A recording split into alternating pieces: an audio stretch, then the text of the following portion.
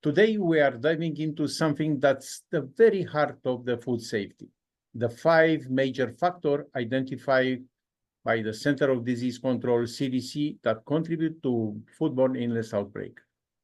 The CDC, working together with the Food and Drug Administration, FDA, and other federal agency over many years, have published the FDA Model Food Code to provide recommended requirements and intervention to address this risk factor to help prevent outbreaks. There is no coincidence that Chapter 7 Food Safety in the Vessel Sanitation Program VSP 2025 Environmental and Public Health Standards is based on the FDA Model Food Code. As we discussed in our first 2 podcasts, the operation that employ 2 key concepts in Chapter 7. First is 1, demonstration of knowledge, food safety knowledge, is found in the section 7.1.1.1. And second, performance of duty, food safety monitoring duties, found in section 7.1.1.2, are associated with an operation that has active managerial control to prevent outbreaks. These are areas where things can go wrong quickly if we are not paying attention. But also there are areas where good practice and leadership make all the difference. Captain Thomas, my colleague and friend, is here with us once again. And I'm excited because I know from both shipboard operation and inspections, understanding and addressing these major risk factors are key concepts we live with on board every day. Captain Thomas, welcome with us back again. Can you introduce us the 5 major risk factors?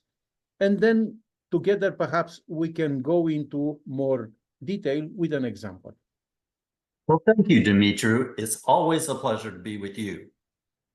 When a USPH officer comes on board and conducts an inspection, or when shipboard personnel are conducting a self-inspection, the 5 major risk factors should be front of mind.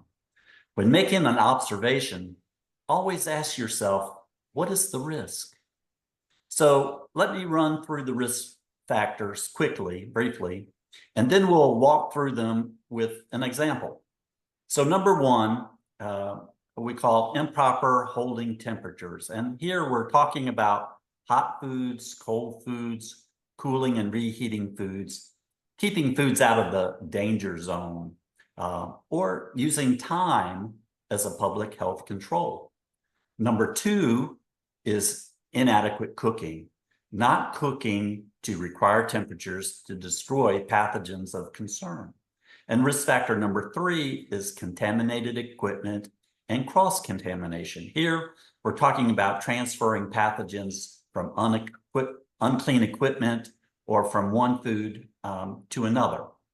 And 4th is unsafe food sources, simply foods from unapproved suppliers. And last, number 5, is poor personal hygiene, including hand washing, gloving, clean equipment, jewelry, that sort of thing. And, you know, I would be remiss if I didn't mention an emerging risk factor, the 6th risk factor, which is lack of a positive food safety culture. That's how and what the officers and crew think about food safety.